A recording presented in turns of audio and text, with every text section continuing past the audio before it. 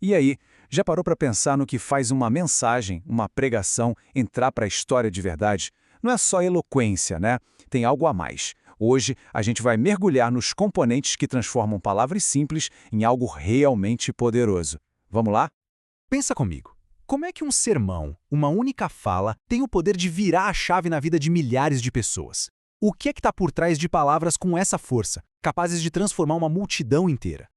Bem, para desvendar esse mistério, a gente vai fazer quase uma autópsia. Vamos pegar uma das mensagens mais impactantes da história e dissecar ela, parte por parte, para entender o que fez ela funcionar tão, mas tão bem.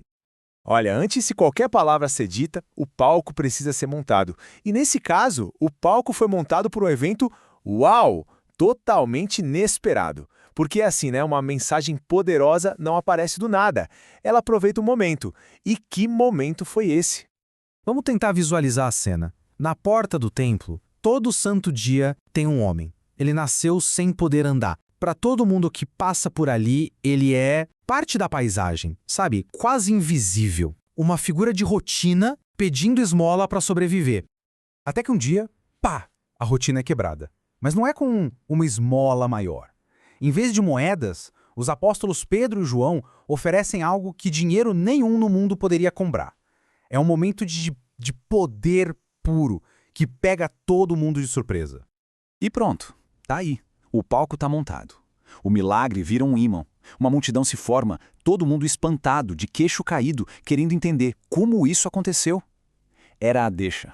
A oportunidade de ouro para entregar uma mensagem que ia ecoar por gerações. Certo.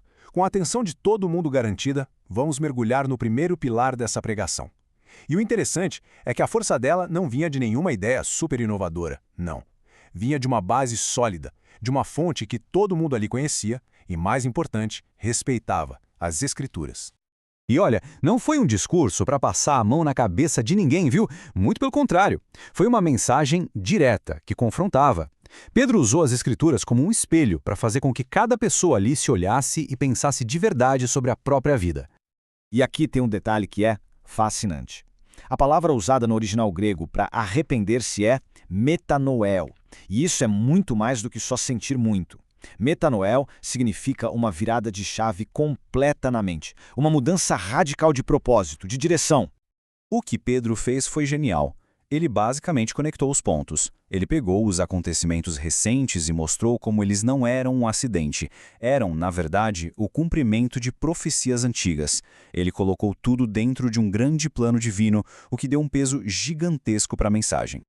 Certo, então a gente já viu a base, a fonte. Agora vamos para o segundo elemento, a força. E aqui não estamos falando só do conteúdo. Estamos falando da energia, da convicção por trás das palavras, algo que ia muito além de uma boa retórica. Os detalhes no texto original são muito reveladores, sabe? O jeito que Pedro fita os olhos no homem antes da cura, essa intensidade no olhar já é uma pista. Sugere que tinha algo mais acontecendo ali, uma força que não era só humana. E essa pista se confirma com outra palavra grega, atenizo. Esse verbo significa exatamente isso, fixar o olhar. E é interessante que, no livro de Atos, toda vez que essa palavra aparece, ela vem logo antes de um milagre. É como se mostrasse que os apóstolos ali eram canais de um poder muito maior. E essa distinção é crucial. De um lado, existe o discurso humano. O foco está em quem fala, na busca por aplausos. Do outro, tem a pregação no Espírito. O foco está em Cristo, o objetivo é glorificar a Deus e a confiança está toda no poder divino. Um é sobre o show do mensageiro, o outro é sobre a verdade da mensagem. E o próprio Pedro faz questão de deixar isso claro.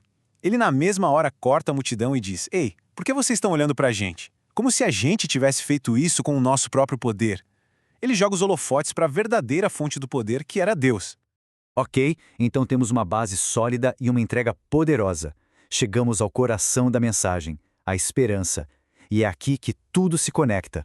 Porque uma mensagem eficaz não pode só apontar o problema e pronto. Ela não pode confrontar e deixar a pessoa num beco sem saída. E a pregação de Pedro não fez isso. Logo depois do confronto, ela abriu uma porta, mostrou um novo caminho, ofereceu uma solução. E a promessa central é essa: tempos de refrigério.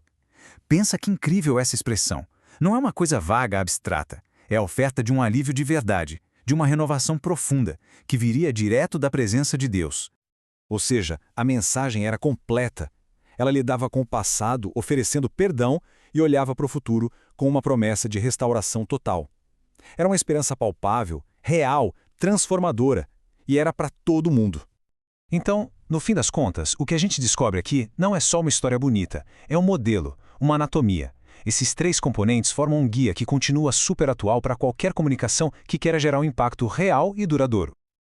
Então, vamos só recapitular a receita. Primeiro, a fundação, baseada numa fonte de autoridade. Segundo, a força, que vem de uma convicção que transcende quem fala. E terceiro, a promessa, que entrega uma esperança clara e poderosa. Juntos, esses 3 criam algo com o poder de transformar vidas. E tudo isso nos deixa com uma pergunta para refletir, né? O que realmente dá poder a uma mensagem? Será que é o carisma de quem está falando? Ou será que é a verdade da fonte de onde essa mensagem vem? Essa análise de hoje com certeza dá muito o que pensar. Vale por acompanhar a gente nessa.